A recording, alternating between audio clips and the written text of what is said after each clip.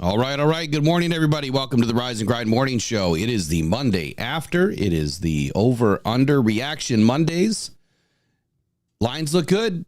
Lines look good on Saturday. I'm starting to feel really positive about this second-team defense and even the second-team offense, man. We got a packed show for you guys today. Good morning to Eric. How you doing this morning? Oh, fantastic as usual. All right. Well, let's kick this roster off. This morning's roster is sponsored by Pro Sports Zone. Of course, you guys got to go check out Pro Sports Zone in Livonia at the Laurel Park Place Mall. Check them out today. Go in there, man. They got all sorts of memorabilia, shirts, you name it, college, pros, all sorts of stuff, especially your Lions gear. Check out Pro Sports Zone today. Today's roster, Lions news and rumors. Each and every day we get rolling with that. Hour one, we've got over-under reactions. Boom Boom Bates, he's not who you thought he was. Hendon Hooker shines finally. He gets a full half to show us what he can do, and he did well. Vaki, is he for real? There's one guy, this guy, that told you Vaki was for real before the draft, and he's shown us nothing more than the fact that he is real, right? Hour two, get your bets in. There's been 2 bets on this roster. I think he is. Trade rumors, 53-man predictions, back here in 90 seconds. We're going to get rolling. Good morning.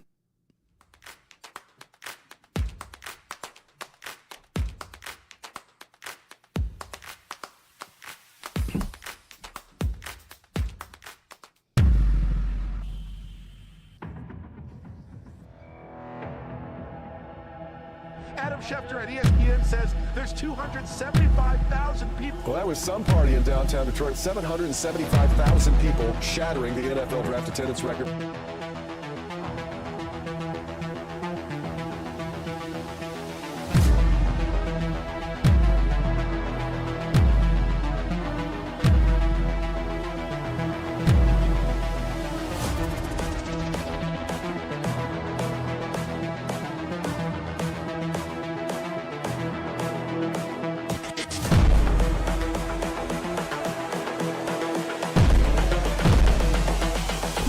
This is the future. Oh, great.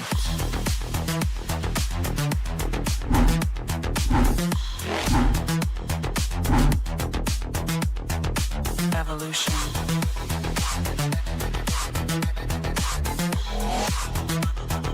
This is the future. Oh, great.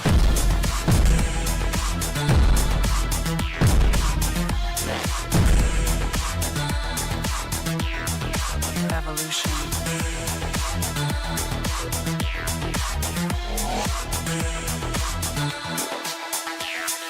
Oh, grit.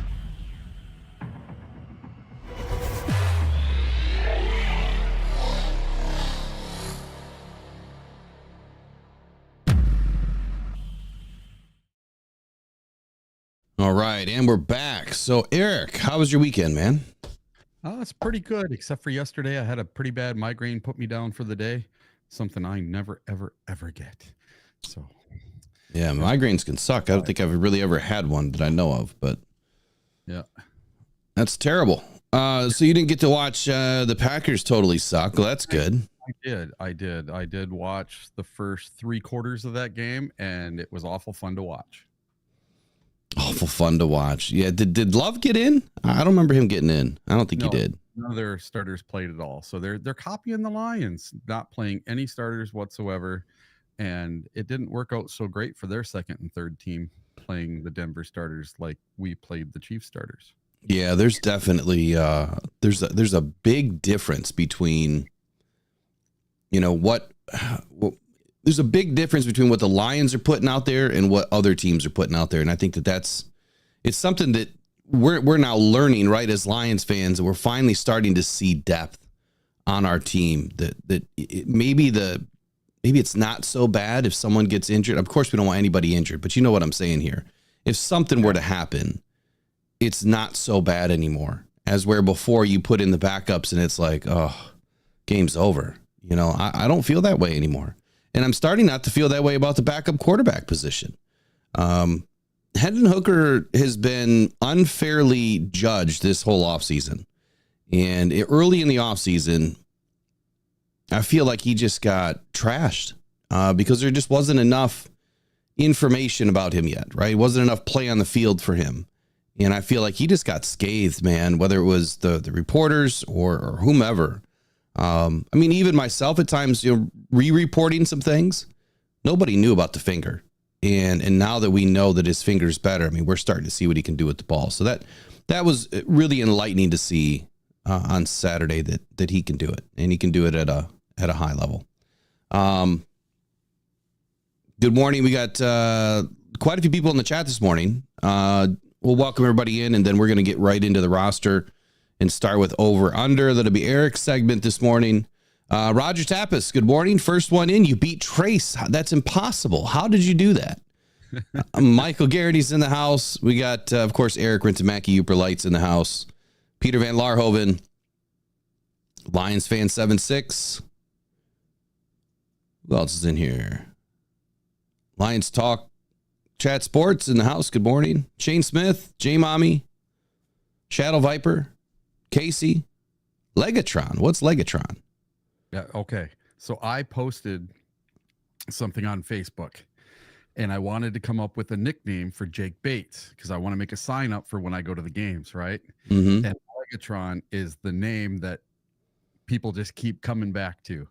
So I might have to make up a Legatron thing. Interesting. So you started the Legatron for Jake Bates? I'm trying. Yeah. That's it was fun. Somebody in the comments on my thing, and then everybody just started joining in. Yeah, Legatron. Yeah. Maybe we'll use his nickname here. Legatron. That's awesome. So we got Casey in the house. We've got Rick in the house. Who else is in here? Derek W. Lions Super Bowl 2024. I'm in your boat this morning, man. I think we're rolling all the way to the ship, man. All the way. Hostage 4-2, Mike P's in the house, 40 Gumble, Bruce MacArthur, Steve K, Bo Booth, Bucky, Tony Vlip, and anybody else that I missed, not by purpose. Welcome into the Rise and Grind Morning Show. But there's Broski Bear. Good morning, Broski. Hey, that didn't take long. Can't wait to see what's going to happen to this chat on a Monday morning. Oh, God. It went last night. Oh, my bad. Wrong screen. Roster, first up, over under. Let's get into it, Eric. I know you've got some things lined up for us, so let's get right into over under here. What's your first one? All right. My first one. Here. Actually, hold on. Time out. Is audio good? Is everything fine this morning? Are we actually doing it right? Is everything good this morning? Yeah. How's it sound this morning, you guys? I sound super high, it seems like, but you sound low, but I can't tell what they think. Everything's good? Okay. Well, it took a lot of time. All right, let's try this again. Here we go. We're going to go roster, and now we're going to start with our over-under this morning. Eric, take it away. What's your first over-under? All right, here we go. DPJ will not make the roster. Over-under.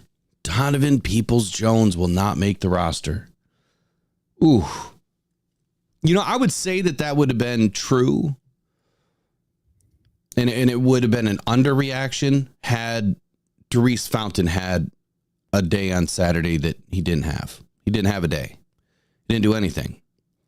So I think for that reason, I think the Lions would probably roll with experience that have done it, right? I mean, DPJ has done it at a pretty high level. I mean, it's hard to get 800 yards in the NFL.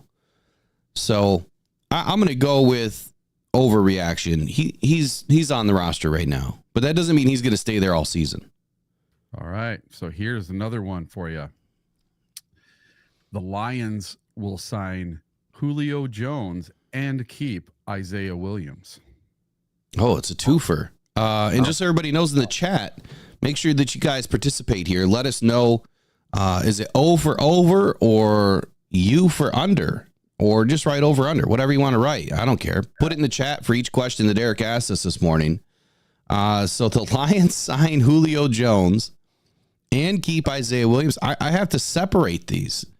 I'm going to go with it's a complete overreaction on Julio Jones, but it's an underreaction. Isaiah Williams is on this roster. I'm telling you. And he had a great game on Saturday. He was on the roster before that, in my opinion.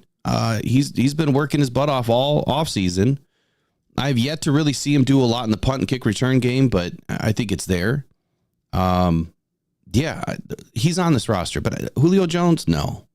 I don't think so. If something were like that were to happen, I think that would be after the, right around trade deadline time, last quarter of the season, last 6-7 games of the season, maybe. Do you remember the last time that the Lions signed an older, at the end of the rainbow kind of bigger wide receiver in Anquan Bolden? Yeah. He came in, had 589 yards and 8 touchdowns. Yeah, but look at the regime that was under, though, too. Yes, but isn't that what we need? We need that fourth wide receiver that can come in and be that big body on the outside. And that's what Julio Jones is. Well, I would say, I would agree with you. I didn't mean to cut you off there. I would agree with you that we are missing, we have a lot of slot guys right now, it seems like. Mm-hmm. We are way overproducing in the slot. We need some big boundary X guys. So I would agree with you there that we need someone to step up. And see, DPJ is supposed to be that guy. Yeah. And he just hasn't done it yet. I haven't seen anything out of him in the preseason whatsoever or at the practice that I was at.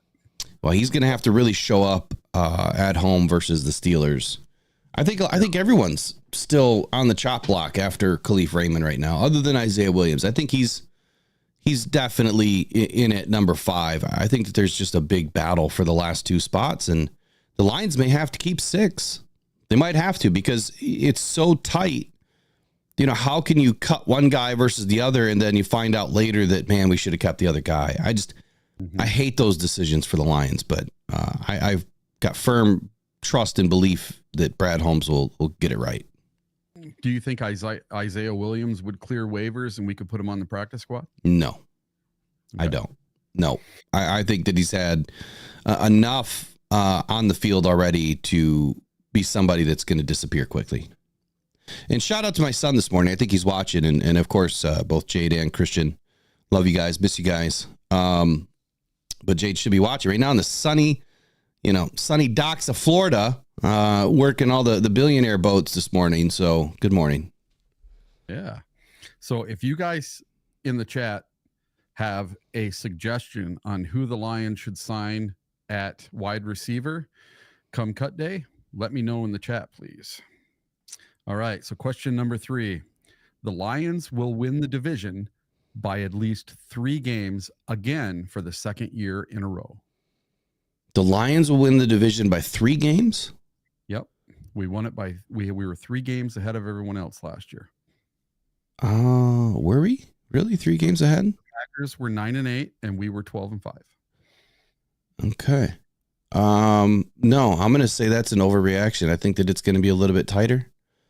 I'm not betting on the Bears. Sorry, broski, but I am betting that the Packers will make it somewhat tight until probably week 15. I think it's going to be a dog race for a little bit. We'll see. Well, when we break down the schedule after the next preseason game and we go through the schedule again, I think that we'll go through the entire NFC North and really figure it out because things are starting to align a little bit. I'm not going to believe in the hype right now of Caleb Williams. It's preseason. It's meaningless. Like right now, Hendon Hooker's a starter on 16 teams, right? But no, he's not. He's not. So, yeah, overreaction. I think it's going to be a little bit tighter. I still think the Lions can win 13 or 14 games, but see, I think the Packers can win 11, and for that reason, I think it's going to stay tight for a long while into the season. If that makes sense. Eric's audio's low. Could you turn up a little bit, Eric, or no? I can turn you up from here too. I turned up just a little bit. So in my opinion, I don't think the Packers are going to be as good as they were last year. I think everybody's got tape on Jordan Love, and I think he got the bag, and they're going to fall off this year. I say six games for the Packers this year. It's going to be the Vikings or the Bears that come up and challenge us, not the Packers this year. But that's just my personal I hate the Packers opinion. Okay. Oh, hold on. You just said that the Packers are only going to win 6 games? 6 games, yep. Holy cow. You know what? Put your money where your mouth is. Bet that. Bet that, Eric. Bet that, please. Hey, we'll get to my bets later. Hey, yeah, everybody in the chat, who won this weekend? This guy. Yeah, but you told us that you had 6.5 points, and then you said that it was a straight up bet. No, I did a straight up bet Lions to beat the Chiefs, but the over the point spread was at 6.5. At game time, it went all the way up to 9.5 points right before the game. That's crazy.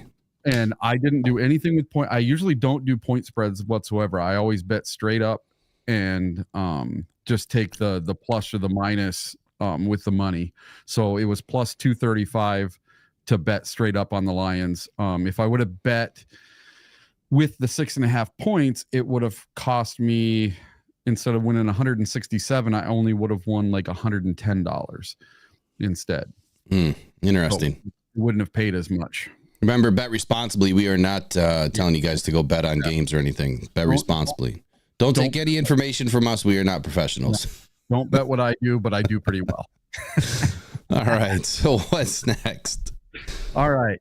So the Lions versus Chiefs week 2 preseason game was the most fun Lions preseason game ever. I mean, look, I'll go with that's not an overreaction. I think that's spot on. Look, it was the rematch, man. I mean, come on. There are so many weird things going on with this game. So many weird things. Like, we go into Arrowhead again, and we win, but we also win by 1 point again. Yep. And it comes down to the last, drive of the game. Interesting, right? I think that this stage is set, but we're going to see the Chiefs in the Super Bowl. I'm just telling you right now, we're going to see the Chiefs in the Super Bowl. Even though I don't think that they're going to make the playoffs, and they shouldn't make the playoffs. Anyone who is a true blue Lions fan, if you were not jumping up and down and screaming when Jake Bates made that 43-yarder at the end of the game, what's wrong with you? That was the most fun I've ever had watching a preseason game ever in my life. I never get excited by preseason games, and I was screaming at the TV, mostly because of my $50 bet, but it was a lot of fun. That game was just fun from beginning to end, seeing us come back and win that game, and seeing our second string and third string defenders play against Patrick Mahomes and the starters and limit them to 6 points was absolutely incredible to watch. I'm with you there, man. I think it was a great game. And I'm not really caught up in this hype of this behind the back pass. I mean, I think I spoke about it a lot on Saturday. That was a terrible pass, to be honest with you. I mean, they really blew that up all over the place. He almost put it on the ground. Yeah, he almost put it on the ground. I mean, it barely made it to Kelsey. And look, I've done those things, playing around, screwing around with stuff like that. Yeah. It's fun, but that's not going to happen in a game. Let's see him do it in a real game. Yeah, let's see him get away with it. Yeah, and then the linebacker take it for 6 the other way. That would be funnier than hell. Exactly. What's next? All right. J-Mo will make his first Pro Bowl this season. Overreaction. All right. I'm going to say under. I'm going to say he's doing it. Yeah. I mean, that's the difference between a realist and all fan. Like, you're going to go all in, and I'm going to temper the expectations a little bit here. He's going to have a great season, but no one's voting him into the Pro Bowl. Listen, J-Mo was taken 12th overall. He would have been the very first wide receiver off the board had he not been injured. This kid has all the talent in the world, and this year, year 3, he is putting it together. He is going to make the Pro Bowl. You watch. I have bet it already too, by the way. Oh, that's why. Okay. Your addiction is leading your takes now. No. Okay, here's a good one.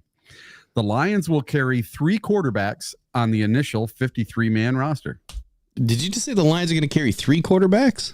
Yeah. No. Overreaction there. That's overreaction? Nope. If the Lions have 3 quarterbacks on the 53-man roster, then that means we're going to lose somebody like a Craig Reynolds. We'll lose somebody like a DPJ or an Isaiah Williams. We'll lose a good player because you can't keep. We'll lose a 4th tight end. Versus we're not keeping a quarterback versus keeping a player that can actually make plays, someone that's actually going to see the field. So I would go overreaction there. All right. The Lions will carry 4 running backs on the initial 53-man roster. Now that's an underreaction because I believe firmly Craig Reynolds still has a place on this team. And even though he is being completely outshined by Sione Vaki, which I'm not surprised about one bit, I still believe that there is a place on the roster for Craig. Come on, Craig. You know, and look, it's exciting to watch what Vaki's doing, but at the same time, Craig he plays well in special teams, and there's a place for him there. We need guys. I firmly believe again that this new kickoff rule changes how teams are going to select their fourth running backs, their fourth tight end, their sixth linebacker, their fourth or fifth safety. I think it totally changes the game this year, and we're going to see some changes with rosters. Mm-hmm. All right. So with this new kickoff rule, the Lions will have at least one kickoff return for a touchdown this year. Oh, that's definitely an underreaction. I think we'll have more than one. Awesome. Yeah. Especially if we see Williams back there. So when I was at practice, the first practice, both Amon-Ra St. Brown and Jameson Williams were back there getting ready to return kicks, but they didn't. So they were back there, they were getting ready, and then they walked off the field. And then we heard about it later that they have been involved, and not so much Amon-Ra St. Brown, but Jameson Williams has been involved, allegedly, reportedly, whatever. So if we do get some opportunity to see him, do I like it? Do I want to see him get injured? No, but that's some electric speed right there, especially Gibbs was back there too. Yeah. So there could be an opportunity where we see, you know, the lightning bolt and the electrician all both back there together. And that could be fun to watch, man. That'll be real fun to watch. We have to realize too, none of these teams, all 32 teams, none of them have shown exactly what they're going to do when the regular season actually starts with this new kickoff rule, how they're going to kick it, how they're going to return it, any of it. They've got all these different plans for it, and nobody's really shown their cards yet. It's been very vanilla, just I don't know exactly how they're going to do it because it's only a one-man wedge now. You know, you got one blocker that can move. That's it. My camera seems like it's extremely overexposed this morning. Are you kind of bright? I don't know why. I brightened mine up a little bit the other day. I'm going to try to turn it down. All right. So, number 9, Jake Bates will break the NFL record of 66 yards for a field goal in an NFL game. This is a tough one. What do you guys think? Let me see what the chat says first. Let me see what the chat says first. Is Boom Boom Bates or Legatron, is he going to break the record of 66 plus yards this season for an NFL field goal? 40 Gumbel says that I'm in 4K this morning. Is it actually working today for the first time ever? That would be great. How do you know if it's 4K? Do you have to look at your phone? Yeah, usually it will tell you like when you select your settings on YouTube if you're in 4K. I should have all of them there. Like they should all be there, but it seems like it hasn't been working. All right, so okay, high contrast. I got you. Okay. Yeah, it's I don't know what's up with it today, but could be my lighting. I cleaned out everything. I went through the whole studio yesterday, made a lot of changes to try to fix some things. So Mike P says under on Bates kicking the record. Yeah, let me see if I can work on my contrast. You guys keep putting in your answers. Here's what I'm going to say. He has the leg to do it. But I don't see Dan Campbell unless it's a game winner. Unless it's a game winner situation. Or end of half situation. Yeah, even depending, like how much time is left, end of half too. He might get an opportunity. He might. But that's a very low percentage might. Because Dan Campbell's going to go for it, depending on, you know, I mean, let's think about it. What's a 67-yarder? So you'd have to be at the 40. That would be 50. Nope. You'd have to be at the 50. And then that would be a 67-yarder because you're 7 yards back from the center plus 10 yards of the end zone. So that would be 67. So you'd have to be at the 49-yard line, 49.5-yard line for them to attempt a 67-yarder. That is a boot. Will they get an opportunity? Dan goes for it all the time right there. Yep. So it has to be extremely situational. So I'll go with the overreaction only because it has to be a perfect situation for it to happen. But I think the Bates could kick it. Okay. So I want everyone to remember right now, I called my shot this early. Jake Bates will break the record this year. He's going to do it. He's going to break the record. He is going to be the furthest distance kicker the NFL has ever seen. I mean, I could row in that boat. So real quick, Tracy's reminded everybody that you guys do not have ads this morning as long as you like the stream. Take a quick break right here. Got to get the likes up.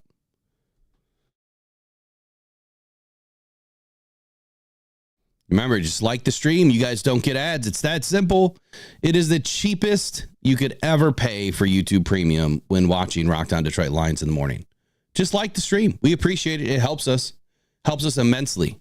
We appreciate everybody that does it. Appreciate your support. Of course, we always appreciate you guys showing up here in the morning. Okay, what do you got next for us here on Over Under? All right, number 10. The Lions roster is better than the Kansas City Chiefs roster. Oh, hands down. Hands down.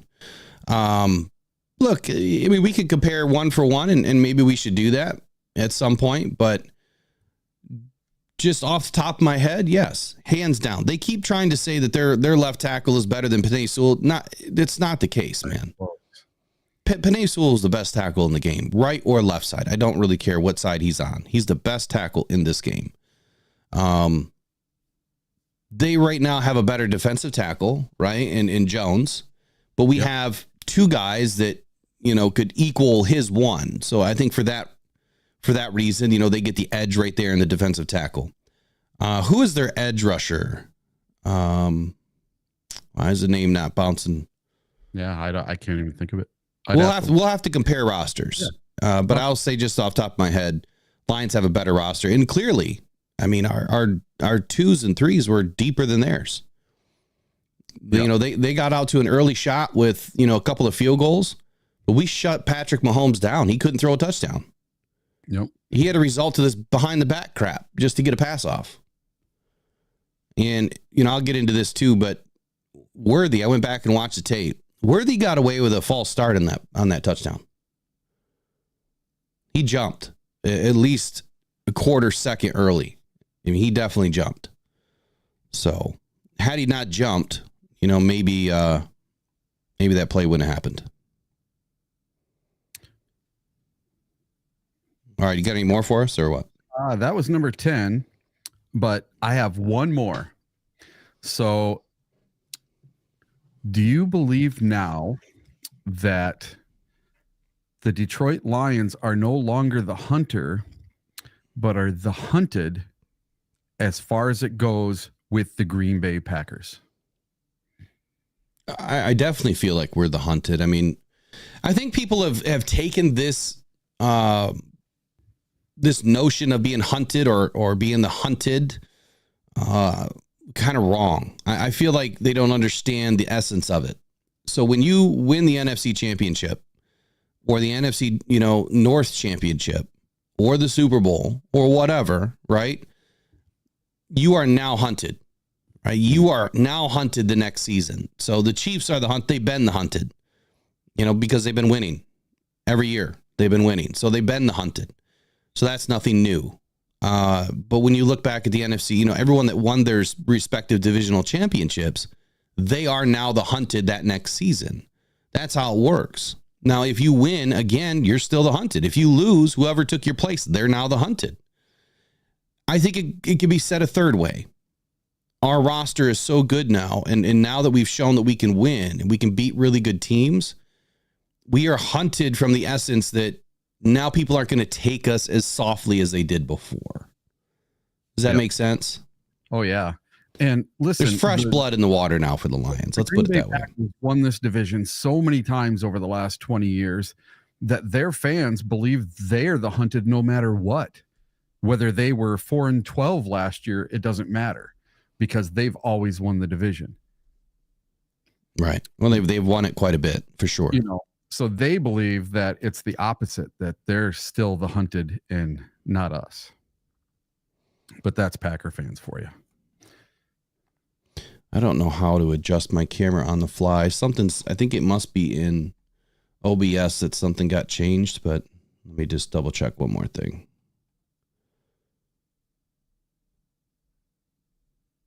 Look a little bright or dark to you? Oh, it looks. Oh, here it is. I just found it.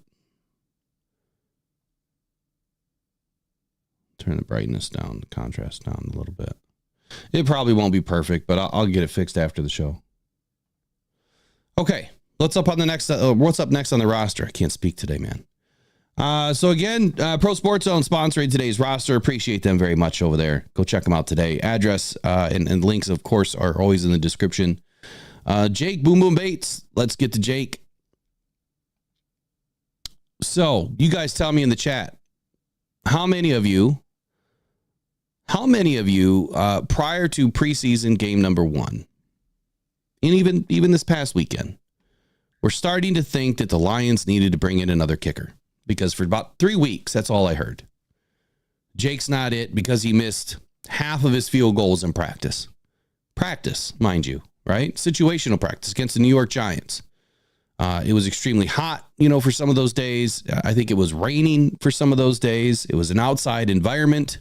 Now, keep in mind that Jake is going to be doing what this year? How many times is he going to be kicking outside? 3. How many are going to be in potential bad weather? 1, I think. I think it's 1. Bears, Packers. Bears is what, October? Yeah. Yeah. It, So it could be rainy. It could be a little cold. But I guess the point that I'm trying to make is there's 3 opportunities this year where Jake could have difficulty. That's it. I will take that bet all day. Yep. If you're going to tell me that he's going to go 100% in 14 out of 17 games, and there's only 3 games where there's a potential that he could miss 1 or 2 field goals, I'm good with that. Now, look, he missed an extra point. Can't do that. You cannot put your team in that position. That is a chip shot that has to be dead center all day, every day, and every time on Sunday. So he knows that he screwed up, right? He pushed it left. He had a great kick. It was a perfect kick. It went straight, just straight left. It started left. It stayed left. It went straight. So I'm not as concerned. And now if that was a complete flub, where he hooked it or pushed it to the right, and hooked it the other way, then I would have been concerned that something wasn't right. But we don't know all the reasons why he missed that extra point. He's not going to call out anybody. You got a backup. I think is there a backup long snapper in the game, or was our long snapper in the game? I don't know. I'm not sure. But whoever was holding it, they could have held it wrong. I rewatched it. It looked perfect. There was nothing wrong with the snap or the hold. And you have to remember, I don't know if some of these beat writers just like to make someone look bad so they can make them look better later on. But you have to remember when the Lions had this joint practice with the Giants, that Bates had to kick it 17 times that day. What kicker is going to have to kick the ball 17 times in a game? And did he make most of his misses at the end of practice or the beginning of practice? Was it when he was warming up? I don't know any of these details, right? We just get he went 8 for 17 or whatever. And, no kicker is going to have to kick it that many times in an actual game. Well, here's the other thing that people aren't taking into consideration. He's been the only kicker. Yeah. So he's getting all the work. So he's probably a little bit overused at this point. I mean, imagine you just put Jared Goff out there and only Jared Goff for every practice. You're making all the throws. You're running every play, every series, every snap, everything. You're going to be tired. So I can only imagine that Jake kind of got put through it a little bit because we're down a kicker. They haven't really brought anybody in to help relieve him. Which, I would throw that caution to the wind. Like maybe you do need to bring someone in. I don't know how many kicks the guy can kick without, going through some sort of a fatigue. level because you're going through practice and then games and then practice. And I mean, it's a lot of work. So I'm going to give the edge to Jake Bates here that he's going to be just fine. He is 5 for 5 in field goals made in both preseason games. He's only missed one extra point. He so far has made a 55, a 53, a 43, a 23, and a 32 in the last 2 preseason games, with the last one being a 43-yard game winner, which all the pressure, Arrowhead Stadium, outdoors, real grass, mid-evening game. So the winds start to change there. We were there. We felt it. I think he's going to be just fine. I think that we're going to have a guy for a long time on this team. Like, he could be the next 10-year plus kicker for the Lions as long as he continues to grow and that the game doesn't get too big for him. That he just doesn't crack under pressure. I think he'd be just fine. Yeah. So if you go back and look, when we had Jason Hansen and Matt Prater, 2 awesome kickers, right? Guys were fantastic. They had leg for days. They did really well over 50 yards. They were very high percentage kickers. Every single preseason that those guys were in camp, we had another kicker.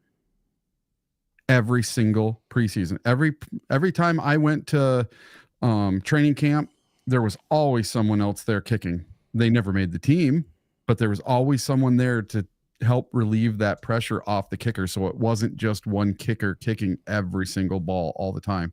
It would be like putting Jared Goff in all your training camp work and having no other quarterback to throw the ball. That was the reason that we picked up Fromm this week, just to be a camp body, just to throw balls. So that way Sudfeld wouldn't have to throw everything. It's just when I see things like this, like has Jake Bates done enough to win the kicking job? And I'm not calling this individual out personally here, but when I see things like that are being written, it doesn't make any sense to me. Who else is going to win the job? You're a couple weeks away from the season starting. I'm sorry, but there's no one else is going to win the job. It's his job. Are we going to bring somebody in now? I don't think so. Come on, people. Who need the job? That's who you're going to get right now. That's who you're going to get right now. Somebody like Santoso, and we've already had that on the roster. Do we want to bring Riley Patterson back in? I heard he needs a job. I mean, it's everywhere. Like, they purposely didn't bring back Patterson after he got released, but Jake Bates won the game for Detroit, but has he won a roster job? Come on, people. Like, I know we're not this naive. Are we? Are we that naive, Eric? We got one kicker in camp and that we're a couple weeks from the start of the season. I don't know. Fans are finicky. They're weird, man. Oh, these are writers, man. These are respected writers. All right. And I don't normally call writers out like that, but that one just kind of gets me. All right, let's see what's next. Yep. All right, Hendon Hooker shines. Like, this guy had a day. Hendon Hooker had a day. Dan Campbell. Dan Campbell's extremely excited about this kid. I can see it. But he rebounded big time from, what was a critical error in last week's preseason. The first game, where he didn't get down, he didn't slide, he didn't take it more responsible, right? He wasn't responsible with his body, realizing that his ability and availability to be able to back up Jared Goff, to be able to take the pressure off Jared Goff throughout the season, right? And all the different practices, being that look team guy, the mobile guy that's going to help our defense grow. And I think that he's a big reason why our defense is growing right now, is that we have somebody on this team that is mobile. He didn't take it, in my opinion, he was probably a little under the butterflies, in the first preseason game. Like, he just felt like he had to make a play, and he made plays with his legs.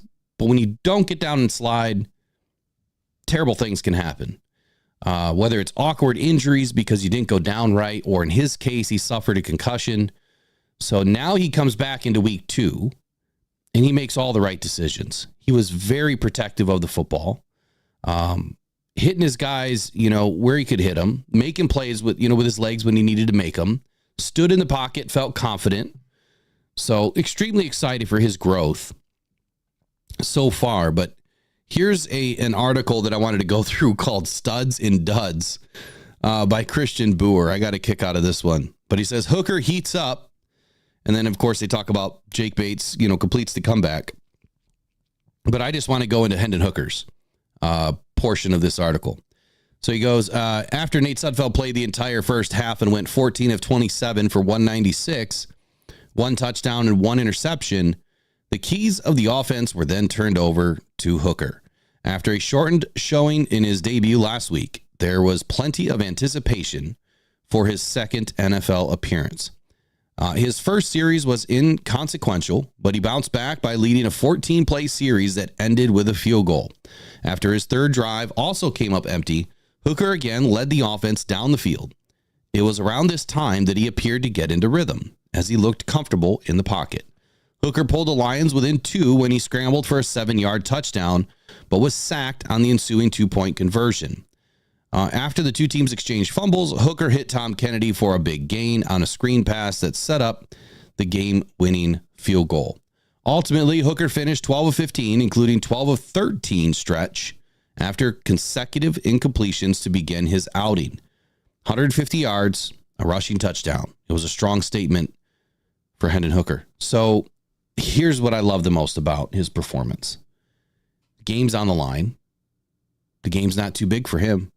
He led that team all the way down the field to get into what was an opportunity for Jake Bates. What I loved about Dan Campbell's decision here is he didn't care about the win. Could care less if the Lions won or lost this game.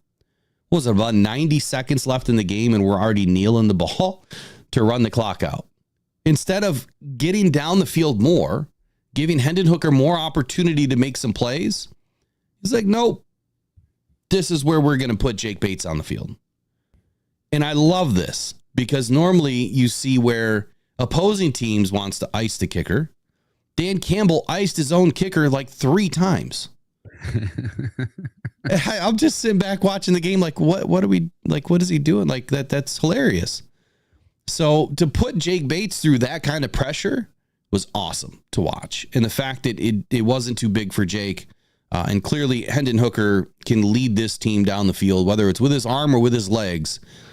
Fans, I will tell you right now, this team is in great shape for the next 3-4 seasons with the Hendon and Goff show.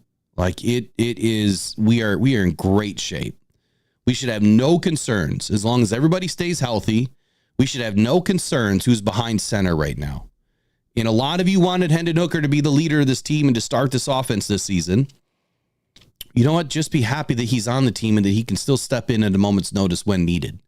So you're getting the best of both worlds right now. You're getting a proven winner in Jared Goff and somebody that has built an amazing relationship with his offense, which is a top 5 offense now, will be for the 3rd season in a row, stemming from the last half of 2022.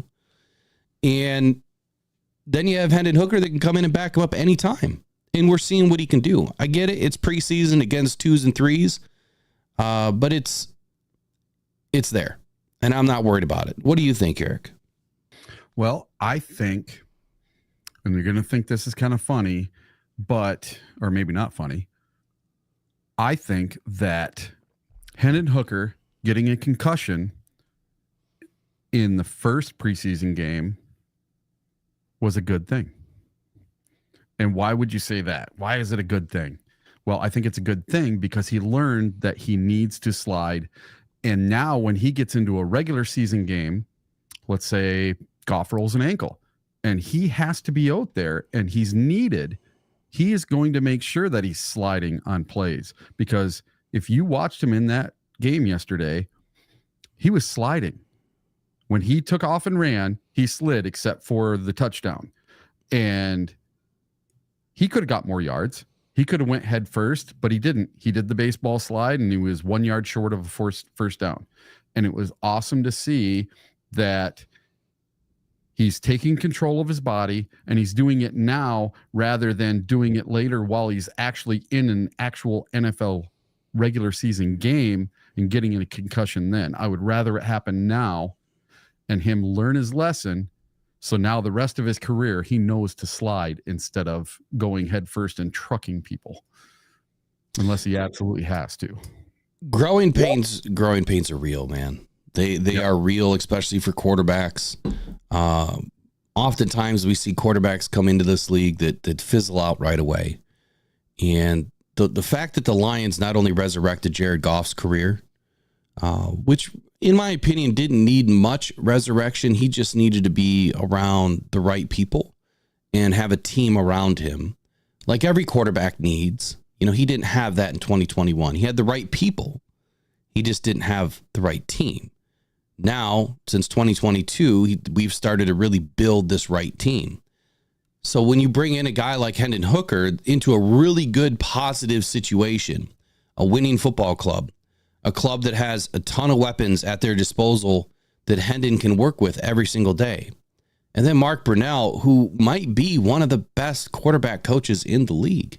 And I keep saying that about every positional coach. Calvin Shepard, one of the best linebacker coaches. Hank Fraley, probably the best offensive line coach. Mark Brunell has been just as instrumental with these quarterbacks as anybody else in the league. They're doing a lot of, high-level things with this offense, and Hendon's picking it up pretty quick, and we're seeing it. We're seeing it on the field. So, yeah, he came from an offense that was not easily translatable to the NFL, but he's been able to put the work in, and it's showing. And that gives me all of the confidence in the world that Hendon's going to be just fine. But I think that you'll see some more growing pains. And you'll probably see some more growing pains in this next preseason game. He's going to get probably at least a half. Maybe he gets more. Maybe Hendon gets the start. I would love to see Hendon get the start to work against the better, twos that we're going to go up against. And I have not heard yet if the Steelers are going to be playing any starters. I doubt it. Normally, the last preseason game is all the guys that need to make the roster or get cut. So I guess the Steelers looked awful in their second preseason game. Both Fields and Russell Wilson looked absolutely awful, I guess. So did they have any ones on the field with them? I don't know, but both of them played in the second preseason game. They were trying to determine who's going to be their starter, and I'll be watching the game tonight. And so everybody in here today, we got 93 people in the show right now that I can see. Please do us a favor, consider subscribing to the channel if you haven't already, and smash the like button for us. Let's get to 100. We don't allow ads to play while you guys are in watching the live show. We pay for all the ads so that you guys can have a seamless experience. That is our gift to you each and every morning for your like. Just one thumbs up helps us go a long way. But I do want to take a quick break right now and get to one of our other sponsors of the day.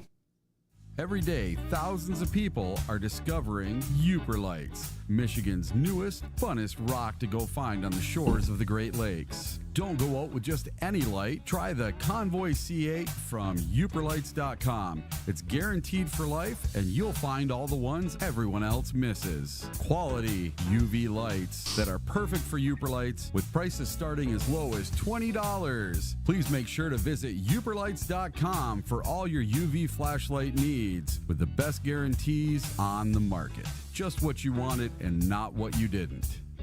The best quality, the best guarantees, and the best UV flashlights from uperlights.com. All right, next up is Vaki. Vaki Taki. Is he for real? I think that he is. You guys know that I love this kid, man. I am probably one of the only Lions creators that did a video on Vaki before the draft. And I called him to the Lions in the third round. And we hit. And, I don't bet these things like Eric does. If I would have bet these things, man, could you imagine how much I could have made off this stuff? You'd be rich. Last season, I called all 5 of the Lions' first draft picks, and almost in order. Way before. It's all on video. The receipts are there. I don't got to show you. I've already done a receipt video. Vaki is the real deal. And this guy is fun to watch. Not only can he play on offense, which is not his first love. Being a safety is where he has found his game throughout the college years. But he transitioned to running back / slot wide receiver when his team, the Utah Utes, was down on their luck. They had a lot of injuries. They didn't have anybody to step up to manage the running back role. And Vaki raised his hand, and the rest is history. He made an NFL team for playing, 5 or 6 games for Utah as a running back. And the Lions took him as a running back. I don't know of anyone that has played less games in their career in college at a position that got drafted for that position. 5 or 6 games. That's incredible to me. And if you go back and watch the video that I did, because I pointed out a lot of the same things that you're seeing now that people are talking about. And it was the soft hands. It was his unique ability. It was the way that he made his cuts, how he looked so natural. I mean, there was so much to this kid that I saw. And look, it's working out for us. Vaki ran for 22 yards on 6 carries in, the first? Oh, let's see. Hold on here. What were his stats? Let me go back to his stats. Yeah, he had 6 carries for 22 yards, but they were probably the hardest ran 22 yards I've seen from him. The kid is been exceptional in the return or in the reception game too. He hauled in 4 receptions for 60 yards. He also returned a kickoff for 19 additional yards. So his overall output in Saturday, he had 22 on the ground. He had 60 through the air, and then 19 in a kickoff return. So that's 60, 82, just over 100 yards in very limited action. The fact that he has this much output, yeah, it's against 2s and 3s, but the fact that he has this much output against equal, talent around him, if you will, he is showing that he belongs on this stage. He is showing that he could probably be the number 2 on a handful of teams right now. Could be a number 1 on some teams that don't have a really good running back. So this is, and I've heard people saying, yeah, Vaki is trade bait right now. And no, Vaki's not trade bait. There's no way. They're not going to get rid of this kid because you've got to look at the contract to David Montgomery and how long is he going to be around, and Vaki could be that guy, right? Vaki could step in if David Montgomery, is not brought back for another contract. So Lions are in great shape, and this is what Dan Campbell had to say. Quote, I would say the more and more you learn about a player, the faster you figure out what they can do. The better off it is for everybody, because we already felt like this kid is going to have the ability to play special teams. So now it's like, can you use him on offense? Is there a place? He's a lot further along in that part of the game than he is just carrying the football. A lot of that is because he really hasn't done it. Taking the carries, the vision of the play, the cuts, the reads, all of that. End quote. And then he went on to say this, Dan Campbell, but the pass game, I thought he stepped up. He's another guy that's in the boat, man. Dan used the boat reference. That's funny. I used the boat reference. The 2-minute drive at the end of the game, wow, that was huge. He was making play after play, and he's tired, and he keeps going. He keeps pushing himself through it, end quote. That's what we saw, right? He steps up when we need plays. Offense or defense. We seen him last week go from offense to making a play on defense in the same play, and then turning right back around on offense and making a play 2 plays later. So, loving what I'm seeing out of this guy. The fact that he averaged 15 yards of reception on Saturday, that's huge, man. So is Vaki our 5th receiver at this point? It's starting to look like it. He's getting the results. It's starting to look like it, man. So I got a question for you, Will. Mm-hmm. So would it surprise you that Vaki was in the top 10 overall on offense for PFF grades? No, it wouldn't. And I haven't even looked at PFF grades yet today. It So would not surprise me. He was number 10 at 67. And Seems like a low grade when you look at his output. Yeah, doesn't that seem low? It does seem low. With 83. So he had about a 3.5 yard average on the ground. He had a 15-yard average through the air, a 19-yard average on a kick return. Yeah. I think I saw they dinged him for his run blocking. Now, That's just one of those stats pass blocking. I mean, yeah, his pass blocking. I think they dinged him on that. Well, that's one of those stats that's kind of hard to measure, right? I mean, that's more of an eye test, I feel, than what's on paper. And PFF, listen, someone can have the most amazing game in the world, and PFF gives them a horrible grade. Yeah. Well, come on. PFF has got some issues. Yeah. Sometimes they're spot on, but other times, whew. Yeah. Good morning, Brett Lighton, and good morning to everyone that just recently joined us. Welcome to the Rise and Grind Morning Show. So right now we're talking about Sione Vaki, and I want to know in the chat, Sione Vaki right now is a lock on this roster. He has to be, right? But here's my question or hot take of the day. Is he our leading option for the fifth wide receiver? I think that he is. Like he's got better output than anybody else right now that's battling for the fifth spot. So are we maybe going to use Gibbs and Vaki at the same time as wide receivers? You could. I mean, I wouldn't see why not. I mean, you could roll Vaki out there and put Gibbs in the back, or vice versa. You could roll Gibbs out there in the slot and put Vaki back there. I mean, obviously. What if they had Demo out there, David Montgomery, Gibbs, and Vaki all at the same time? You could. I mean, I don't see why not. I mean, there's a lot that they could do. And there's a lot of confusion tactics that the Lions could utilize. And I would say this, if there's some special packages that they're putting together with these guys, where you've got Gibbs and Vaki out there, catching passes with Amon-Ra St. Brown and Sam Laporta and Jamison Williams. I mean, that is a tough, offense to defend against. You saying that just made my eyeballs go this big. Yeah, no, I saw it. So Gibbs obviously offers you a lot more from speed and electricity, and, he can find his way through a packed defense minefield like no other. And Vaki is starting to show us that 4.5 speed is meaningless. The same thing that we've seen with Amon-Ra St. Brown. 4.5 speed is meaningless. The way you play on the field is everything. And field play is way different than 40 times in the combine. Amon-Ra St. Brown was clocked at 21 miles per hour or something like that last season. And that does not equate 4.5 speed. That's like 4.4. So a whole, tenth of a second faster. But in the game, when you just make that slight hesitation move or whatever move he's using, and you gain an edge, that's all that matters. You gain another 3, 4, 5, 6 yards.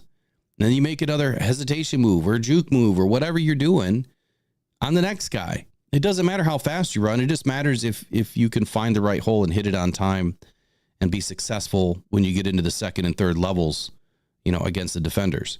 So Sione Vaki, there's plenty of quotables. Christian Boer said this: Vaki got a heavier workload in his second career appearance as he showed talented flashes in his first game against the Giants. This resulted in him getting plenty of first half action Saturday against the Chiefs. That's a notable, right? First half action. So he was up against better, more talented defenders than the second half. So what he was doing on the field, he was doing it against tougher opponents. The Utah product did not disappoint. Then it went into stats. It was impressive to see him work within the offense, which allows him to make a case for action when the regular season begins. I don't know of anybody not saying that Vaki is not our number 3 right now. He's definitely outperformed Craig Reynolds. Craig hasn't done much, during the preseason. Matter of fact, he had 1 carry for 5 yards on the day. Yeah, they haven't put him out there much. No, he had 1 carry for 3 yards before that. Now, when he's not out there, what does that mean? It means one of two things. Either you're not making the roster, or you've already made the roster and they want to see the other guys perform. And they're trying to protect them. I don't know. Maybe we only keep 3. I would hate to see Craig disappear, but there's going to be that age-old argument. Is Craig better than your 4th tight end? Is Craig better than your 6th wide receiver that you just don't know what's going on in that room? Is he better than that 6th, defensive end or the 6th linebacker? There's that argument you have to make. But this is the thing. I think if it was a battle between Vaki and him, that they would be putting them both out for at least equal time to be able to prove their case. Possibly. Let's see here. What's up next? I know what's up next. Quick break to like the stream, please. Help us out. Like the stream. Appreciate all your help. And then we're going to be moving right into Matthew Betts or Matthew Betts, however you like to pronounce his name, whether you're French or American. We're just going to call him Matty Betts. How's that? Matty Betts. Everybody knows Matty Betts. And so now we're getting into hour 2 here in just a couple of minutes. Get your bets in for Betts. Matthew Betts has played pretty well this preseason. There's another guy right behind Matthew Betts that is also playing really well, and that's Ben Nyman. So I did not have Ben Nyman on the roster this morning. So let's talk about Ben Nyman for a minute. How impressed are you right now with Ben Nyman? Yeah, this kid's looking good. He had an 82.6 PFF grade, and he was all over the field. Every time the announcer said a name on defense, it was Nyman. On special teams, it was Nyman. I kept hearing his name over and over and over again on the broadcast, and I'm like, who is this kid? And he's doing pretty awesome. He had an 82.6 PFF grade this weekend. 82.6. That is solid. Yep. So he was the third best defensive player. I'm trying to get to stats here on the defensive side of the ball. All right, so Ben Nyman was tied for your leading tackler of the day. He hauled down 5 total tackles, of which 2 were solo. Above him were Abraham Beauplan, Brandon Joseph, and Khalil Dorsey. Now, I said on Saturday that Brandon Joseph is not making this roster. I'm going to have to retract that statement right now. I think that Brandon Joseph is still in play. After watching a little bit more of the game, yeah, he had a couple of, oops, but I think that he's still in play to make this roster. But I want to know, in the chat, how do you guys feel about Ben Nyman? Good morning, Jade. I see that you're in the chat. Love you too, buddy. I want to know what you guys are thinking about Ben, because this is a guy that I said from the very beginning when the Lions picked him up, 1,300 snaps in special teams intrigued me more than anything else. And so far, what I've seen with him on the field, leading as the middle linebacker, right, being the quarterback of the defense, I can't imagine anybody else that's on the field calling the plays but Ben when he's on the field. So far, I mean, we've been stopping the run. We've been pretty dynamic in stopping the pass. Hasn't been a whole lot over the middle. Hasn't missed a ton of tackles. Hasn't really been any big breaking runs like there was against the Giants in week 1, but I can't say that was Ben's fault either. Matter of fact, I think it was Brandon Joseph that got cooked on that play. Ben's been playing well, really well. And right now in a room that you're wondering what's going on with Rodriguez, Ben's way outperforming Malcolm, and I don't even think Malcolm's even really gotten in. I think he's been hurt. So that could mean that maybe Malcolm ends up on some, if he's still injured, maybe he ends up on some sort of a list to start the season so the Lions don't have to lose him. But Ben, right now, I'm not afraid one bit. This guy steps in and makes plays. And it's exciting to watch our linebacking, room grow. We've got to get Coach B on. I know I keep texting him and then I get so busy. We got to get Coach B back on to talk, because he was really unhappy about the linebacker room. So I want to know what his thoughts are on Ben Nyman. I'll reach out to him for a night show or something this week. Before I forget, All 22 will be on Thursday morning. So All 22 will be here. We're going to be breaking down. We'll talk about the Chiefs. He did a really good breakdown last night. There was a premiere last night on his channel breaking down the Lions in Kansas City. Phenomenal work that he does. I don't know how he pumps it out so fast. I don't know if he's got helpers, but man, he does such a good job breaking down our Lions. And I think he's a Ravens fan. I think that's his shtick, because he's a Lions, or Lions kind of like a second team. But we'll find out on Thursday. We'll ask him these questions. I'm going to send him a lineup today. So I would like for you guys to email me at mailbag@rockedon.com. What questions will you have for the All 22 when he comes in? His name is Derek. But what questions will you have for him when he comes in on Thursday to talk about our Lions? Hold on here.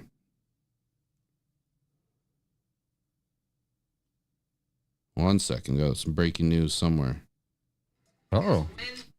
Oh. Nope, never mind. Political breaking news. I don't need that. I've had enough of that stuff. Yep. So let's take a look at Ben Nyman's stats. I think I already went over them. He was tied for first. Next guy we'll chat about real quick. Mitchell Agood. Again, I was not, boarding the train on Mitchell Agood in the offseason. I'll call it out. Sometimes you don't see him. I didn't see him, but I did see him the past 2 weeks. And the guy's making plays. He's in front of your face. You can't walk away from guys that are making plays. The other one, Isaac Ukwu. Like, this guy came out of nowhere, and he has been one of the brightest spots on this defense. Our defensive line, our front seven is so strong right now and so deep. We might have one of the best defenses in the league. And dare I say, it could be top 10 quickly to start the season. So those two guys, Mitchell Agood, or three guys, Ben Nyman, Mitchell Agood, or Agude, and Isaac Ukwu. Out of those three guys, do you see any of them not making the roster right now? If so, why? Well, I will tell you this. Ukwu had a bottom 5 grade for PFF. He was third worst at 40.9. Okay. What was he the week before? Do you have that stat? No, I don't have last week's. I just got this week's up. I'm actually going to subscribe to PFF today, actually. I got you on that. Don't worry about that. Okay. And then our old friend Matty Betts, he was also in the bottom 5. He was bottom 2. He was 39.0, which is very surprising, seeing as he had a sack and he was getting pressures. He only had the one miscue where he jumped off sides that I saw. So I was very surprised to see Matthew Betts at 39.0. That's not a very good grade. Okay, so Isaac Ukwu, you said, had a what score? 40.9. 40.9. I don't know why I'm not seeing it. His overall score right now is a 54.5. Run defense, 58.5. Pass rush, 58.3. He's been in a total of 86 snaps so far. Look, I'm not going to say that PFF grades matter, because they really don't. No. Again, it's everything that is on, that you're watching, right? That's what matters. What are you seeing with the eyes that really matter this early in preseason, especially with guys that are fairly unknown? The PFF grades are never going to be great. But when you watch how they play, and they make a play, they put themselves in a play, that takes a special football player. Guys that, are young, inexperienced, they're going to make mistakes. They could be 2-3 year projects. Look at Broderick Martin. How many of you guys in the chat, and I know a lot of you have, said that Broderick Martin was going to be a nobody, right? That that running your defense by committee, pass rush by committee is a problem. I'm sorry, but you're wrong. And I'm not being mean here, but now we've seen why it helps to let guys just have a moment. Let them grow. Let them get into the system and develop. You're going to see this season why the Lions bring in the guys that they do. If you didn't have faith in Broderick Martin, so far everything that we've seen from Broderick this season is exactly what you were hoping to see last year, but he wasn't ready. But now you're seeing him take a huge step forward in year 2. Guys like Isaac Ukwu can do the same thing. Guys like Mitchell Agood can do the same thing. Guys like Ben Nyman that have been around a little bit, those are the guys that I would more worry about, that if they're not playing good football, or at least football that's commensurate to being, a solid number 2, that's who I would worry about. But I'm not worried about Ben because he's been playing lights out, in my opinion. He's been putting himself in the play. He's been around the football. And Eric, my term, right? The hive defense. Yep. And the reason why I call it the hive defense is because you want as many hats around the football. That means that everybody's in play. that, when the ball's moving towards them or away from them, they're figuring out a way to get themselves involved in the play. It doesn't matter who gets the stat. The only thing that these Lions care about is that they win each play collectively as a group, as a hive. They need to win. And they don't care how it gets done as long as it gets done and it gets done correctly. And that's what you're starting to see now. Matter of fact, I heard a statement by Aaron Glenn yesterday. And I think it was the media availability. And I should just pull it up and play it. But he said, and I'll try to do it. He said something similar to the fact that now, you've got Aaron Glenn, the coach and what he likes to do, the player and what he likes to do, and the coach and what he likes to do, right? That now you're starting to inject players that fit what he likes to do. So he can run his defense with the wrong players. You're going to get a bad result. He can now run his players with the right players, and now you're starting to see the results for themselves. And that's what we're seeing. He likes to play man press football. We had zone corners. Wasn't going to work. We got torched the last 2 seasons. Now you're going to start seeing where man press football is going to lead into more pressure up front, more sacks, more stops, high pressure situations for a quarterback that's going to throw interceptions, going to make a bad decision. So you just have to let things kind of grow a little bit. And so guys, like Broderick Martin, again, I keep going back to him, is because he's had such a huge transformation. Yeah, I know I posted some of the pictures with his shirt off, right? He's with his wife. They're doing baby pictures, and it's funny. That was just supposed to be funny. You don't see a bunch of big muscles on him, right? But sometimes, like they call it, old man muscle, right? You get older and you just got old man strength. He's got that young body strength. You may not see a bunch of muscles popping off everywhere, but I promise you underneath there, what this guy's been showing us on tape already I'm not surprised by it. It just took him to lean down a little bit. I mean, when you look at the front of his body, he looks flat. For as big as he looks flat. Now, year 3, he's probably going to start to lump up a little bit. He's going to get some more conditioning in him, and his muscles are going to start to grow. He's still young. So just let these guys grow a little bit. But I'm super impressed with what I've seen with Isaac Ukwu. Just like I was with Nate Lynn. I was super impressed with Nate Lynn and what he did in that first week. So we have depth now, people, I guess is what I'm trying to say. We have depth that we can allow to grow because we have the team in front of them that is already going to be able to play, at a good clip. So I'm super excited for it, man. I really am. This is the deepest that I have seen us in a long time, probably ever. And it just makes for an exciting season. It really does. But back to my 2 bets. Where this all got started. I clipped something the other day. I'm not going to say who. I clipped something the other day from, I didn't clip the actual video, but they used the same thumbnail last year. Here, actually, I'm going to pull it up so I can make sure I read it right. Hold on here. I just found this hilarious.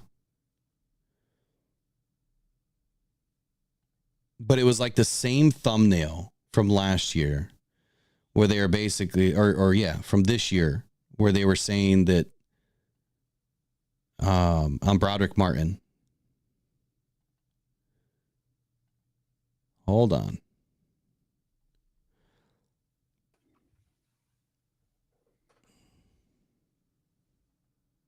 Come on, open.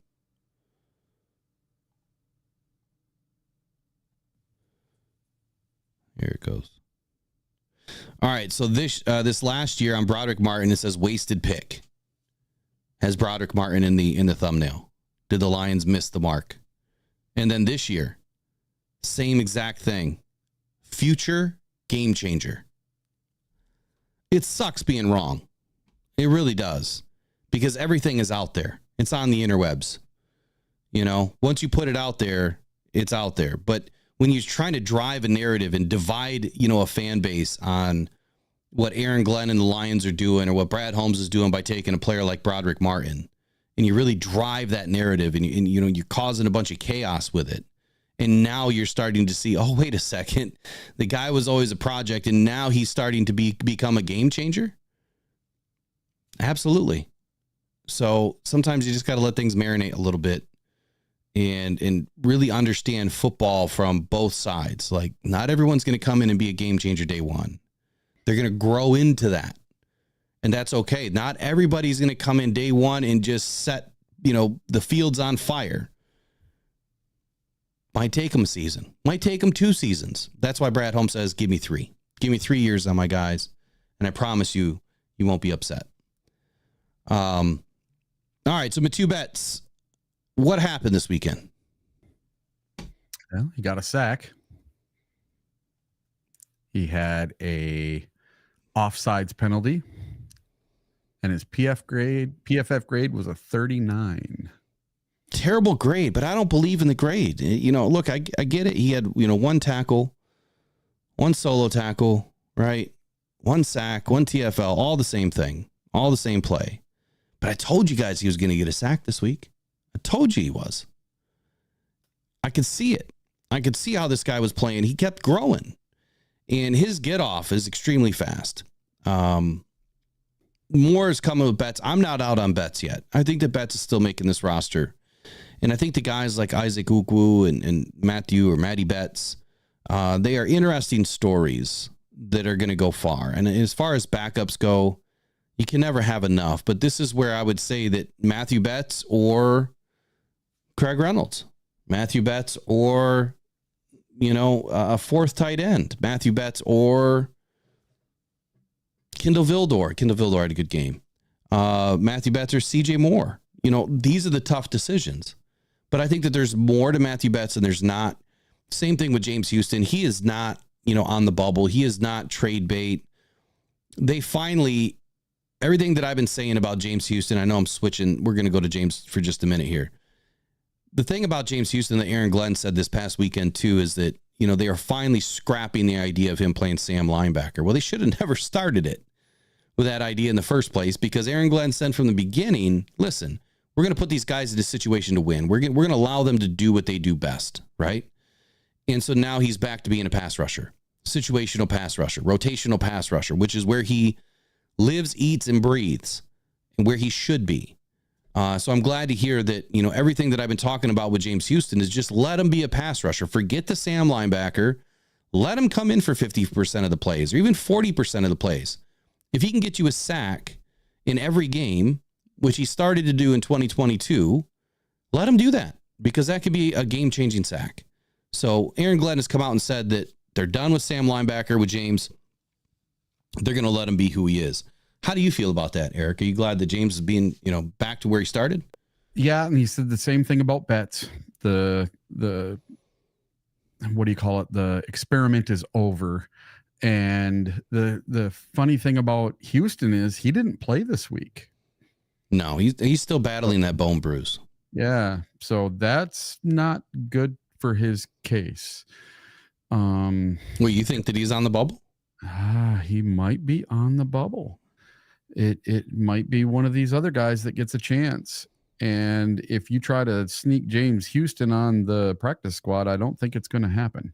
No, that's where you would see a attempted trade, but I don't see that happen. And I think that James is on this roster right now until he's not. We'll find out. We're going to go through some 53-man projections here in the last 30 minutes. So let's get to the next topic. I kind of went off script there. That happens. So we got our bets in on Betts. Look, Betts isn't going anywhere right now. I think that Betts is on this roster as of today. Look, we lost Kaminsky, and he was a big factor for the Lions roster this season. And I think that Betts is a solid fill-in, especially with the rise of Wingo. And, Josh Paschal finally showed up, even though it was very, very late in the game. I still think between the three of them, you can kind of put together who your backups are going to be. I think all three of them right now are on the roster. Obviously, Wingo is. He's not going anywhere. But trade rumors. So, Eric, have you heard any trade rumors right now? Just the one, Julio Jones. That are not trade rumors, but signing rumors. That's the only one. Other than that, I have not heard any trade rumors. Julio Jones. I can only guess where that came from. That was a couple people wrote about it. Brandon Knapp. And then there was another guy that wrote about it. It was on SI. Well, Brandon Ayuk's name keeps getting tossed around, as always. Oh, God. We're not going after Brandon Ayuk. And it just got, thrown up there again. So, you hear different things coming out of San Fran. 1 minute they're saying, they want Brandon. They're trying to work with Brandon. They're getting the deal done. They're working it out. And then the next day it's like, yeah, all you hear is Brandon's out. He's going to a different team. They're trying to work out a trade. So I'm not saying that Brandon Ayuk is a fit for the Lions because I don't feel like he is. And he definitely isn't money-wise because that just doesn't make any sense. It's not the Brad Holmes way. Julio Jones, he was great 5-6 years ago. I just don't see, that's another, exceptional player, like someone that could have been great for us 3 seasons ago, but right now I just don't see it happening. Someone said, go ahead. All right. Amari Cooper from the Cleveland Browns. Where did that one pop up from? From Sideline Report. Okay. So I would not be opposed to that one for the right price. So those are the 2 or 3 that I've heard was Devontae Adams. Yep. Which I don't see happening. I see him going to the Jets, if anything. T. Higgins again. Yep. And Cortland Sutton. So those are the 3 or 4 that I've heard about, and I'm not putting any weight in any of them. And Amari Cooper would be the only one that I would even care for. Yeah. In the Detroit Lions uniform. The other trade rumor was Hassan Reddick. I know this one keeps getting floated around. People keep pounding this stuff into the ground. Look, Hassan Reddick is not coming to Detroit. He would be in my opinion, a nightmare situation. You were traded to a team, and now you have problems with that team because you wanted a contract. You're not getting a contract. Do you think that Brad Holmes is going to want to bring in that problem?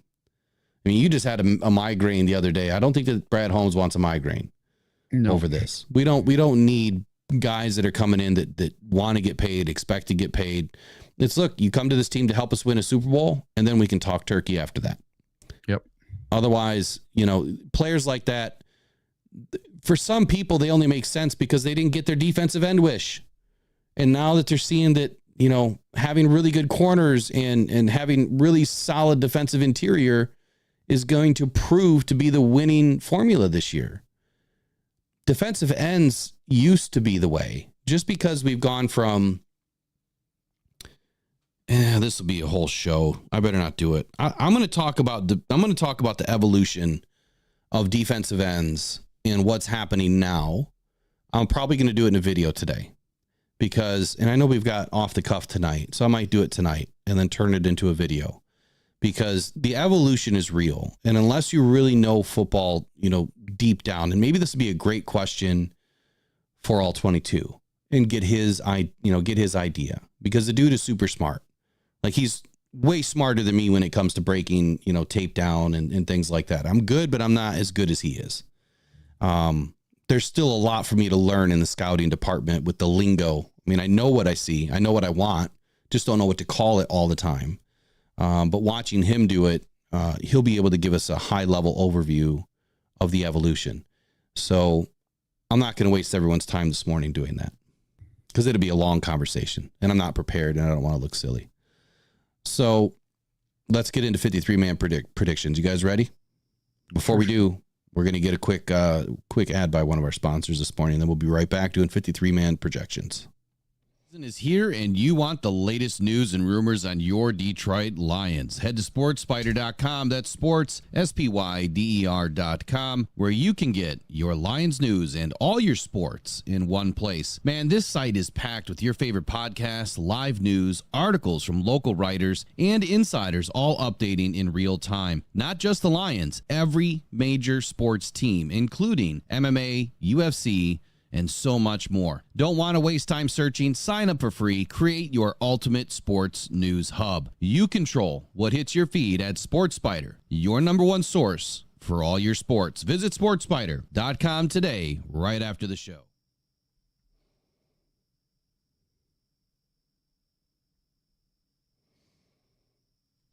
All right, 53-man projections. This is like round 3. Do you think we're going to have a whole lot of changes? Possibly some changes from our initial ones. I'll let you start. Go ahead with the quarterbacks. Quarterbacks, I think it's just going to be 2 now. Hendon Hooker and Jared Goff. Didn't you just say 3 earlier? I asked if we were going to keep 3. I didn't say we were going to have 3. I'm not that guy. Oh, God. Suckfeld. Oh, God. Yeah, well, got Jake Fromm still there. Listen, Sudfeld got his chance the other day twice now to be out there for a full half or more, almost over 3/4 of the game. In the first game was Suckfeld. Saturday was Suckfeld again. He threw 1 good touchdown, had 1 good pass in the entire game.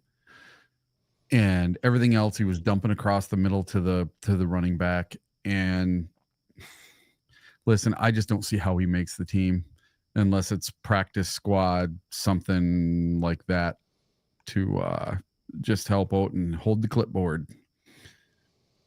So let's make sure that the chat can follow along with this. So put your quarterbacks. We're going to go position by position. Put your answers in the chat if you would like to play along. And also appreciate all the likes this morning. You guys really stepping up, doing a good job.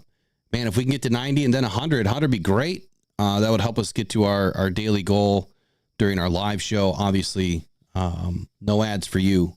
We take care of it. Just send us the thumb up. So quarterback for me, obviously it's clear. Jared Goff, Hendon Hooker. Will they keep Nate Sudfeld around? Probably. They'll probably put him on the practice squad. I don't see another team picking him up. I don't know why another team would pick him up, but he has been instrumental, with Jared Goff. At least that's what's been said, that he's been instrumental with Jared Goff. I think practice squad is the perfect place for Nate Sudfeld. I think he should just hang up his cleats and become an assistant coach with Mark Brunell, to be honest with you. Yeah. But once you do that, you can't go back and play for a whole year. So that's the only crappy part to that. All right, running backs. So we have Jahmyr Gibbs, David Montgomery, lock. And then you have Sion Vaki and Craig Reynolds. I think we keep 4. Yeah, I think that this room is pretty straightforward. Jahmyr Gibbs, David Montgomery, Sion Vaki is your 3rd. Then Craig Reynolds. I know some people have Craig Reynolds over Vaki, but I have Craig Reynolds as the number 4. And if there is any sort of contention or log jam on the defensive side of the ball, the Lions make a move, lose a running back, hopefully retain Craig Reynolds on the practice squad so that they can keep more on their initial 53 on the defensive side of the ball. That's my early call there.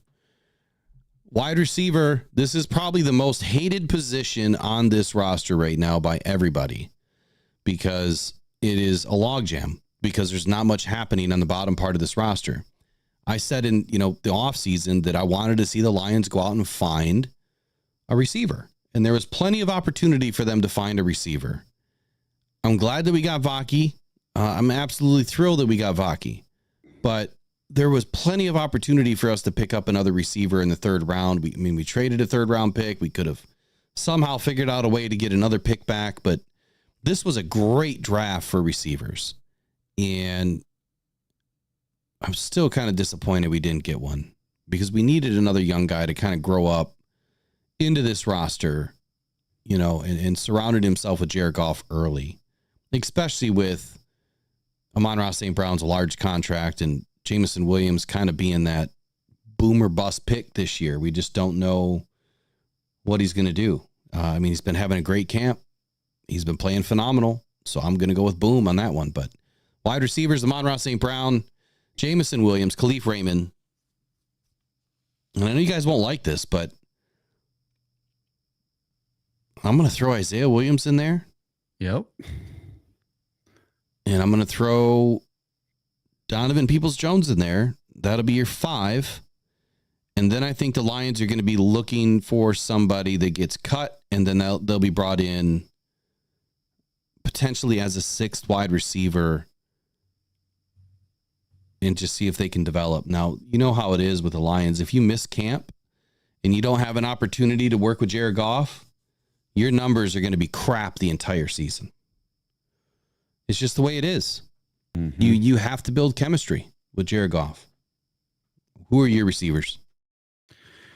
Yep. J-Mo, Amon-Ra, Khalif Raymond, Isaiah Williams. And after that, I don't know. I almost think that DPJ doesn't make this team.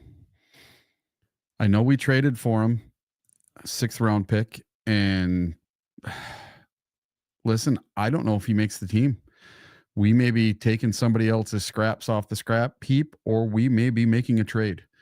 Something's going to happen on cut day or the day after, but I kind of don't believe that our 5th wide receiver is on the roster right now.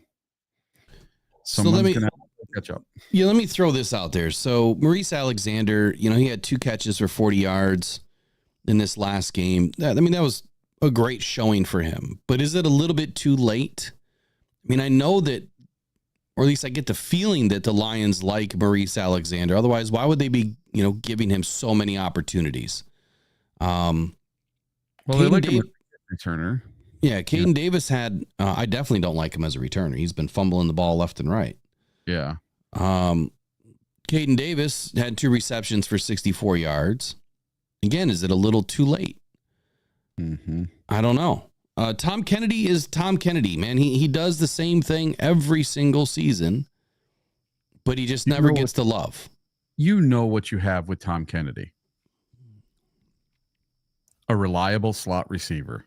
And we already have 3 of them. We don't need another one. Yeah, I think that's the biggest thing to look at here is, how many of these guys fit into the slot and how many of them can play on the outside. I think that if the Lions are going to retain any more slot receivers, it's Isaiah Williams. Yeah. If they're going to look to go, up in size, then you have to keep a guy like DPJ, or you have to keep a guy like Darius Fountain. Fountain didn't do anything. No. I wanted to see Fountain so bad in that game, and he didn't get in till the 3rd or 4th quarter. And when he had balls thrown his way, nothing was happening. There was no electricity. There was no playmaking, nothing, not getting the total separation that he needed to get. And I saw the thing on social media that he posted. He's got a mirror and he's got all these tags that he's written up there, win the wide receiver 3 position and make the team and do all this stuff. And I'm rooting for the kid. It's just, I'm not seeing it. I guess they've seen it in practice, but it's not coming over to the games. So he's got one more chance on Saturday to change my mind. So I see the comment in here, and you guys let me know in the chat. Do you want more interaction with the chat during these shows? Because I think if we do that, I'm going to open it up like every 15 minutes and then hit the chat heavy after we get through, each segment. But Brent Lighton says that, DPJ came into camp unable to pass his conditioning test to kind of set him back a day, and he really never caught up. It's a great point. Why? Why did DPJ not come in ready to go? Yeah, because he looked ripped. Did he not feel like there was anything for him to do on this team because of the emergence of Jameson Williams and, obviously Amon-Ra St. Brown doing his thing? Is he not able to fit into a role that he feels is helpful? I don't know. But I have Amon-Ra St. Brown, Jameson Williams, Khalif Raymond, Donovan Peoples-Jones, Isaiah Williams. I would put Isaiah Williams before DPJ. And this is where the Lions could keep 6 because they just don't know what they have. Traquan Smith is out with an injury. We don't know how long, but obviously that's going to hurt his ability to make this team. Caden Davis, I'm not sold on Caden Davis. Tom Kennedy is Tom Kennedy. So then you got John Calhoun. Or Jalon, sorry, not John. Jalon Calhoun. He's only 5'11", 194. Not to say that shorter guys can't play on the outside, but the Lions need size. We have enough shorter, speedy, guy. We need size. We need a 6'2", 6'3", 215, 220, 225 guy that can go up and get the ball. Someone that is really good with 50-50 balls, and that's what DPJ is. He's really good with contested catches, and that's why I just feel like the Lions can't move off of him just yet until we find a replacement. Something was up with DPJ in this preseason game. He just looked off. Between him and Sudfeld, because he was only in there when Sudfeld was in there, and either the routes were off or the passes were off.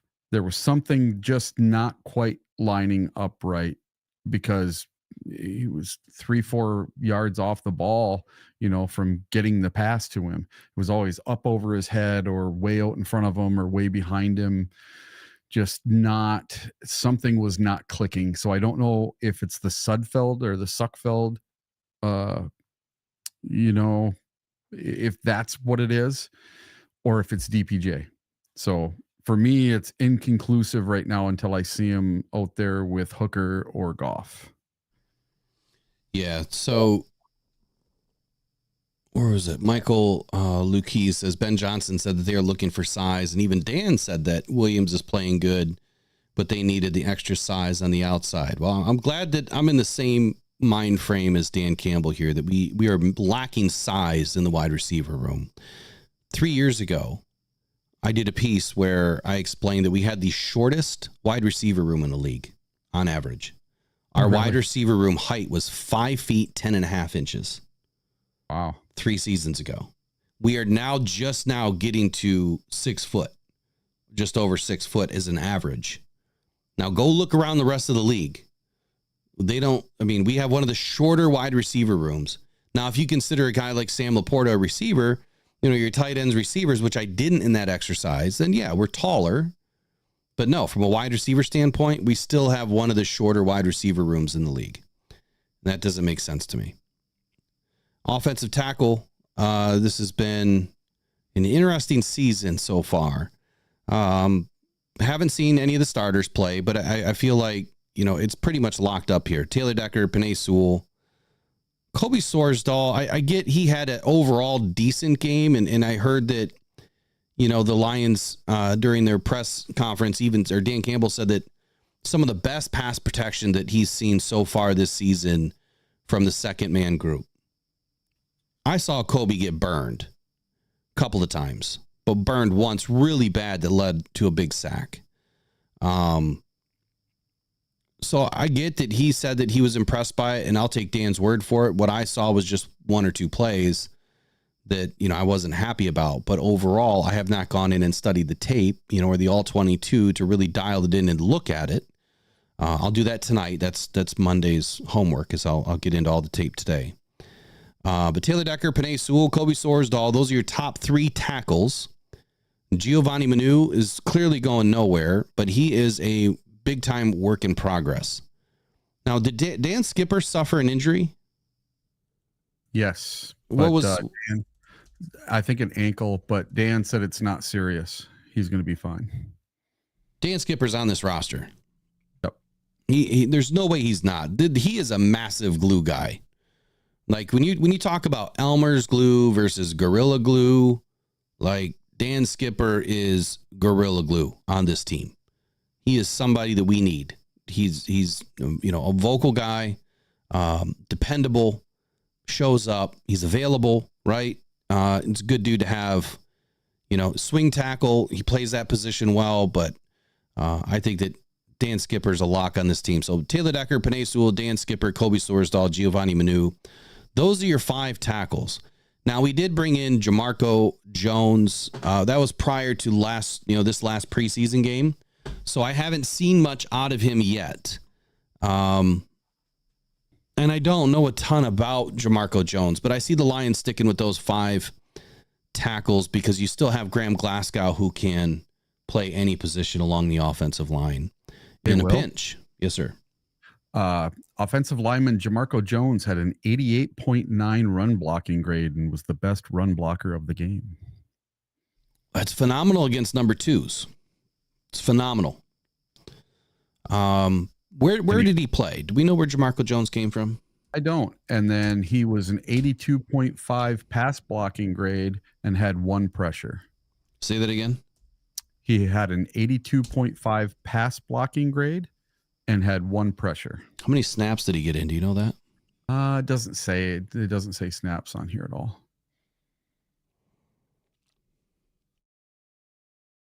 It just lists the top 10 and bottom 5 of every position for PFF. It's the Lions' best and worst PFF grades. All right, so here's what we got. We have Jamarco Jones got in 29 offensive snaps, of which 22 were pass block and 7 were run block. He allowed 1 pressure. So that's a pretty good showing.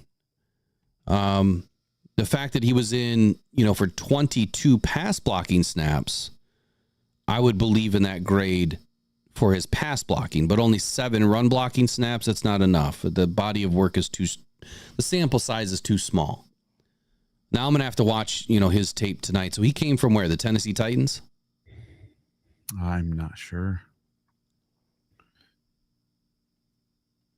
I don't see where he has any work, any snaps. You have to go all the way back to 2021. And back then his grades were 56.9. Yep. So what changed in 3 years of not playing football? That's the biggest question I have. And then he must have been drafted when? 2018. So he's been around the league now for about 6 seasons. He was drafted by the Seattle Seahawks in the 5th round, pick 168. He's 6'4", 293 pounds. So he's got decent size definitely for a guard. Former favorite college team of everybody in this chat, Ohio State Buckeyes. And yeah, I just don't see a big body of work from him. Let me go all the way back to his rookie year. Didn't play. Second year. Terrible grades. 49.1, 35.4 in pass blocking, 56 in run blocking. Sample size is a lot bigger. He had 317 offensive snaps. And the Seattle Seahawks were not a bad team, so I can't imagine that he was surrounded by bad players. He only had 1 penalty, allowed 2 sacks in those 317 snaps, so that's not terrible. He had 10 pressures, which could be considered average. So, look, there's room to grow. He's definitely a second, 3rd tier guy that, hey, maybe year 7 is the season that it clicks. Who's your offensive line for the tackles? Oh, let's see. Probably the same. So I have 10 offensive linemen total. So we have our starters, Zietler. Man, all the names are escaping my brain this morning. So for offensive tackle? Yeah. Yeah. So offensive tackle, same thing. So we have Taylor Decker, Penei Sewell, Corby Solsdahl, Skipper, and Manu. Yep. So those would be the 5 I'd be keeping. And on the interior, I think that this one's also pretty easy for right now. Obviously, Frank the Tank Ragnow is not going anywhere. I don't know if the Lions are really going to back him up. I have a feeling that they're not going to. Graham Glasgow's that guy, so I think that we really need another left tackle or a left guard that can step in behind Graham Glasgow, because if he has to cover for Frank, now we got a hole, and I don't want to see us, have to battle through that again this season. So Frank Ragnow is center, Kevin is your right guard, Graham is your left guard. I think Coyote played pretty well this last week, right? Let me look up his score real quick. Oh, let's see. He wasn't in the top 10 for offense. Well, so far, So far, he's been in 70 offensive snaps. His overall grade is just south of 70, 69.6. He's been best in pass blocking. His run blocking grade is 64.5. Small sample size so far in the season, but I will tell you from year over year, let me look back at 2023. Year over year, he's pretty consistent. So last year, he was a 67.9 overall, better in pass blocking than he was in run blocking. Yeah, his run blocking grade for this game was a 56.2. And since 2022, he's improved. So I like the direction that Coyote is headed in, but he's been a consistent mid to upper 60s in PFF since 2021, which got to make you feel good, right? I mean, I was never a big guy for Coyote. Like, I haven't been super high on him, but the numbers don't lie. He was consistent in the NFC Championship game. He gave us an opportunity to win, and I think that's all that you can ask for. So Coyote makes this team, and then this is where it gets dicey for me. Because Christian Mahogany has yet to do anything and pretty much missed all of camp. What are the Lions going to do? He's going to be an NFI or IR or something. Well, I don't think you can't put him on IR unless he has an injury. You can NFI him because I don't think he's been activated yet. Nope. So if he hasn't been activated, you could still NFI him from the sickness, if he just has not bounced back yet. And the rumor that I heard last week was that they were going to NFI him. They were going to keep him from playing in the preseason games. He still needed a few weeks to get ready, get his body back, get healthy, get back into game shape, and then get on the field. So I think that Christian Mahogany makes the list, and then you're going to have a guy like Kingsley Eguakon that is probably going to slide in as your fifth guard. Lions are probably going to be on the lookout after cuts for another offensive lineman, at least to bring into the practice squad, but don't be surprised if the Lions don't bring in another offensive guard. So those are my 10. Taylor Decker, Penei Sewell, Dan Skipper, Kobe Sorsdahl, Giovanni Manu. I want to see more out of Jamarco Jones this week before I go all in on the fact that he can make this roster. Frank Ragnow, Kevin Zeitler, Graham Glasgow, Coyote, Christian to NFI, and Kingsley makes this team. That's my list so far. Defensive side of the ball, we'll start with defensive end. You want to go first? All right. So we have. Do you have a roster? Do you have a roster up? Yep, right here in front of me. Oh, I got you. So, we have Hutchinson, and then so some of these guys are listed as linebacker instead of defensive end. But you have Davenport and Hutch. Those are your two starters. And then behind them, let's see. Yeah, because it has Ukwu. And yeah, these aren't like all listed together like they should be. So would you consider a good an end or a linebacker? A good is an end. Yeah, that's what I thought too. Yeah, James Houston is an end because they're done with the Sam linebacker with him. Yeah. Matthew Betts is an end. So if we're going just end, I'm going to say you're going to keep Hutch, Davenport, Betts, Houston, and Paschal. Okay. Here's where I'm at. Hayden Hutchinson's a lock. Marcus Davenport's a lock. Clearly. Yeah.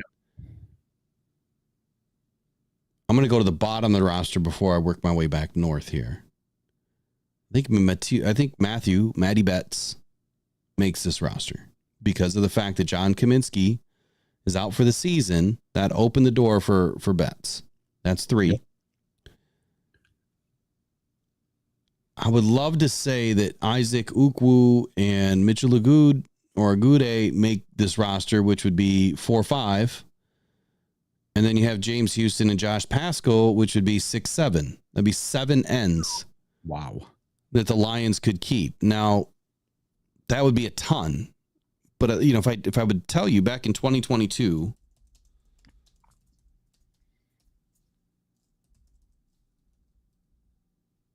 the Lions kept, hold on here.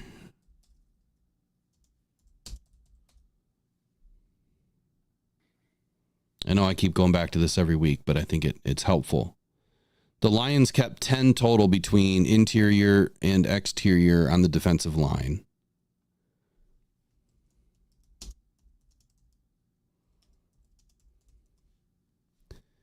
And in 2023, I think they bumped it up. They kept 12. They kept 7 edge and 5 defensive linemen. So that would be right in line with what I'm thinking right now, is that they could keep 7 if they still want to see what some of these guys have, the next couple of weeks before they get to week 1. And it could be fluid. You know what I mean? If James Houston is still battling this bone bruise, well, he could make the list. He could make the NFI list. It just depends on what happens. I'm not saying that should happen. I'm just saying it could. If they're trying to stash guys, which, teams never stash guys purposely. I'm just, being facetious here. But in reality, what I would tell you is this: Aiden Hutchinson, Marcus Davenport, Josh Pascal, James Houston, Mitchell Agude, Matthew Betts. So that'd be 6. I think those 6 are definitely vying for positions here. If anything happens to James Houston, as far as, injury continues, he could just make a list as opposed to being cut. And no, none of these guys are trade bait. I can't imagine that the Lions would even consider trading James Houston right now. I think that would be a crazy option unless they were to get a 3rd round pick back, which is not going to happen. What do you guys think in the chat? Let me know. Let's get to 100 likes. Let's do it. That'd be great before we get off. We got about 15 more minutes before we got to get to 100 likes. Defensive line, though, interior. Right now, we have DJ Reader's probably going to be on NFI, so we can't count him. Then you have Lee McNeil. Kyle Pecco's making this roster. Broderick Martin, Levi O, Mekhi Wingo. That's 5. Right? That's your 5. And DJ Reader goes to NFI to start the season.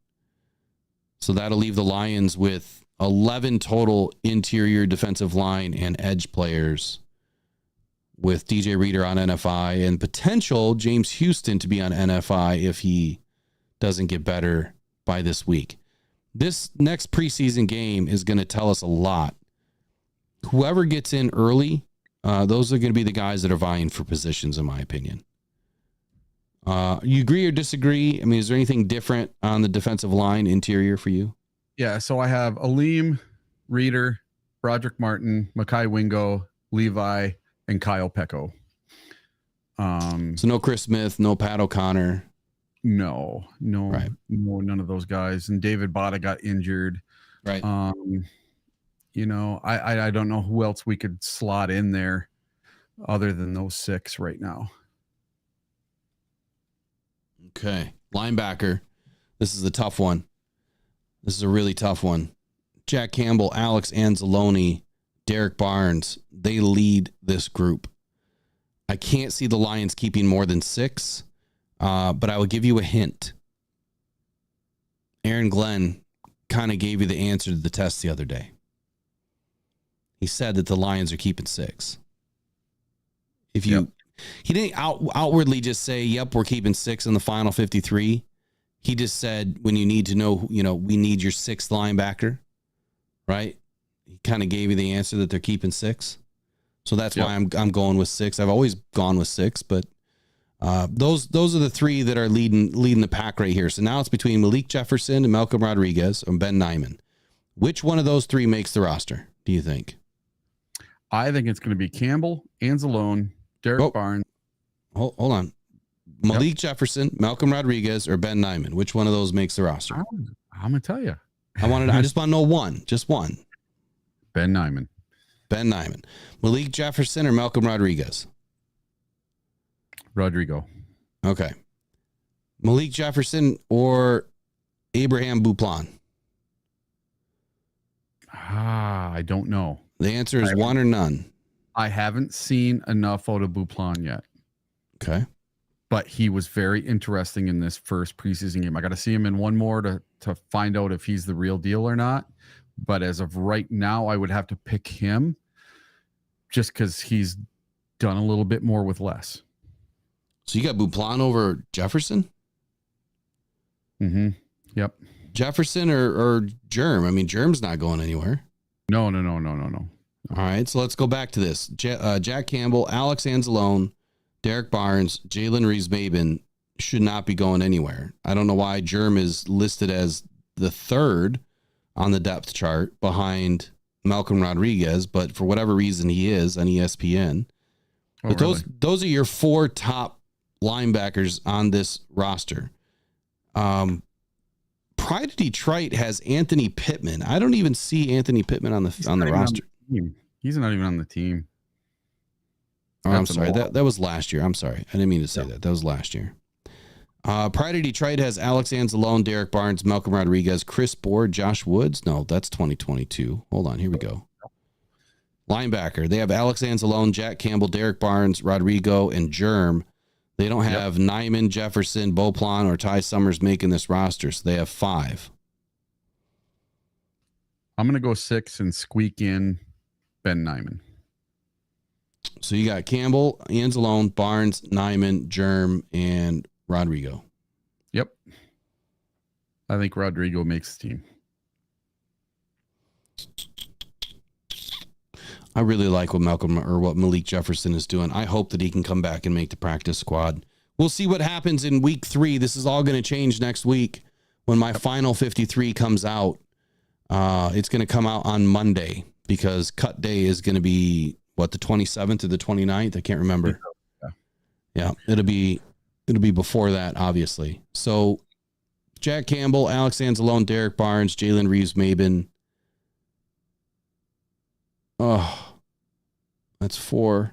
Malcolm is 5. Ben Nyman is 6. I want to see Malik come back. And I want to see if Beauplan can jump Ben Nyman, which I don't think is going to happen. All right, quickly, let's get to corners. Pride of Detroit says 6. I think that's pretty accurate. I got Carlton Davis. I've got Terrion Arnold, Ennis Rakestraw, Kendall Vildor.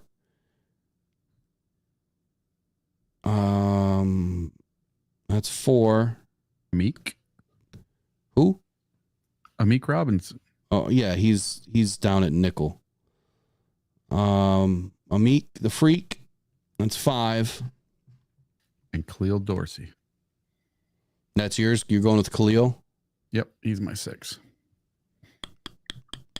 I like Khalil. I know he's been kind of up and down. I think I'll ride. I think I'll ride with that one too. So that pretty much matches what Pride of Detroit put out. Yeah, he's got the special teams stuff, so I'll go with Khalil Dorsey. And he's kind of come on in the last couple games. All right, so safeties: Brian Branch, Kirby Joseph, Ifeatu Melifonwu, Brandon Joseph, C.J. Moore, Jalen Garnes, Lauren Strickland. Who are your 4 or 5? However many you're keeping. My 4 are Kirby, Brian, Iffy, Brandon. I'm going to go with the same thing, but I'm going to throw C.J. Moore in there. I'm going to go with 5. Okay. We get our special teams ace back in the fold. I can go with that. And that's until this next preseason game. So that's it. That's your 53-man projections. Obviously, in the specialist department, I don't think that this is a secret, but Jack Fox, Jake Bates, and Scott Daly should be your 3 specialists. I'll tell you, this is getting a lot easier with this 53-man the closer we are to the season, to seeing what really it's playing itself out between injuries and what these guys are doing on the field and in practice. They're basically telling us what's going to happen. that's why preseason is important to a degree, because you start to see, how these players perform, when they're under pressure. And I think that that's the one thing that you can never really take away from the game. And, as much as a lot of us hate to see preseason games, it's almost like, all right, instead of here's my take of the day. Instead of preseason games, let's just say you go to 20 regular season games. Okay? 20. You start the season with 90-man roster for the first 4 games. Or the first 3 games. So you can get all the players that you want in and see how they perform before you have to make cuts. Mm-hmm. I think that's the only way you could do it. Otherwise you have literally no tape on these guys unless they're forced to do joint practices. Every team would have to do a joint practice, for probably 4 weeks in the summer for a couple of days to be able to figure out what their rosters can do, and then do full on scrimmages. But I think that they should start doing these scrimmages inside, the actual stadiums. Michael Lucci says, careful, Will. Roger Goodell likes what you're saying. That's all right. Look, I'm all for I'm all for, the NFL going beyond 17 games. It's just, you have to install another bye week. You have to. Yeah. And I don't care if that means everybody's off or, you flip flop it every year. Like the AFC is off the first bye week this year, and then they're off the second bye week the year after that. The NFC is off the second, you know what I mean? You kind of flip flop it. So you've got to, kind of like they do with the roster or with the games. And I'll put more thought into this, but I think you would have to flip flop it. So let's say you have a week 6 bye, and then you have a week 13 bye, and then you just flip flop. You make it even so that the same teams are off in the beginning. And I've never understood that, why they didn't just take half the league and give them all this bye week, and then all the rest of the league gets the bye week on the next week. So there's still games, so you still get to watch, but that way there's no competitive advantage, because like this year, the Lions have their bye week in week 5, which is awful, where other teams have it in week 10 or 11, which is optimal. So I hated the fact that we got an early bye this year, but guess what? How it helps us. How's that? DJ Reader. Yeah, I suppose. It helps us because now we're getting the bye week when he's coming back. Gives him an extra week off. Yes. So now he gets a full 5 weeks off. If they put him on the list, he gets a full 5 weeks off before he has to come back. So that's how it helps us big time. I don't know if anyone else has said that yet. Yeah. But you maybe heard it here first that the bye week might actually help us this year. Yeah. And DJ Reader has said himself that his goal is to be back for week 1. So yeah, he hasn't played. He hasn't done anything, But what if he comes back this week? We don't know. Matter of fact, does anybody know in the chat if he's even practiced yet? I don't even remember seeing him at practice. Mm-mm. I didn't see him either. I didn't see him standing off to the side, anything. I wasn't paying attention to that, though. You would think he would be there for every practice. Well, it's not that he's not there. It's just he's not, in the mix. He's not getting the reps. Well, he can't practice yet. He's not active, so we'll see. We'll see how soon he gets back. But anyway, good Monday show. Been an enlightening weekend again. Lions take down the Chiefs in Arrowhead for the second straight season. Yes, it was just preseason, but hey, our twos, they stood up to the test of Patrick Mahomes and all of his little funny behind the back BS. But, the NFL tried to make that the highlight of the weekend, but it really wasn't anything that special, in my opinion. Yeah. Hey, before you guys take off, we need 3 more legs to get to 90. Just 3. You know what I might do this year? What's that? What was I going to say? Oh, so what I might do this year is I might be doing a 12 or a 24-hour stream for Rocked On Cancer Foundation. So I'm gonna try to. Yeah.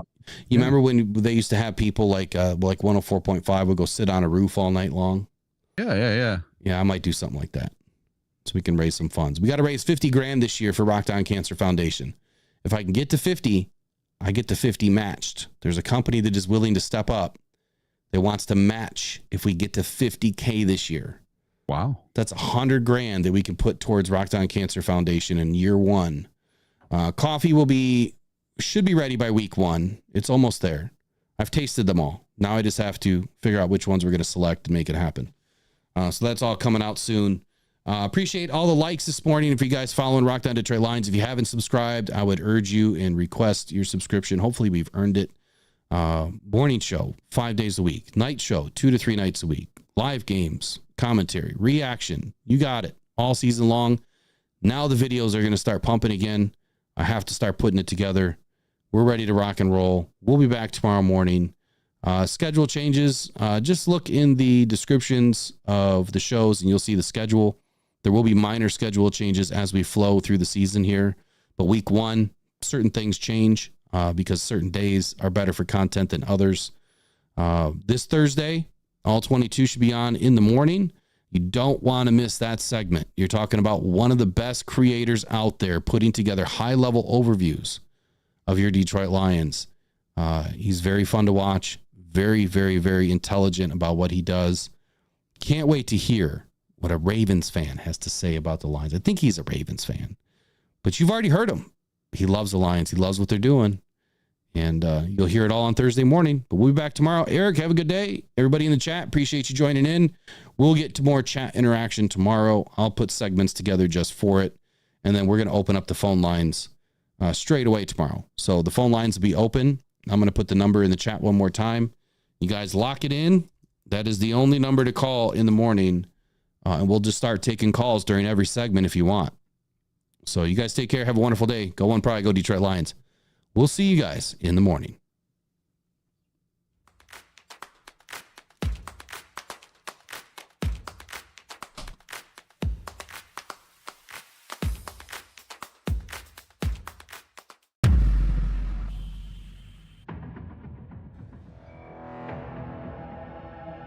Adam Schefter at ESPN says there's 275,000 people. Well, that was some party in downtown Detroit. 775,000 people shattering the NFL draft attendance record.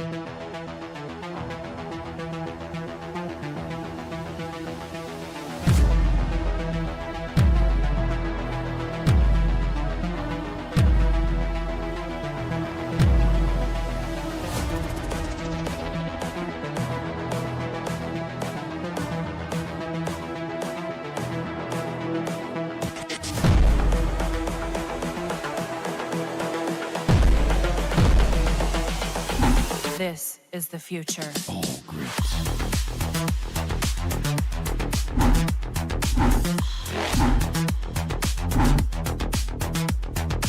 Evolution.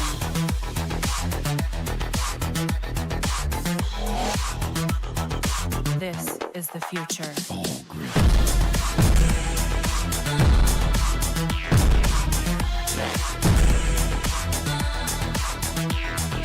Evolution.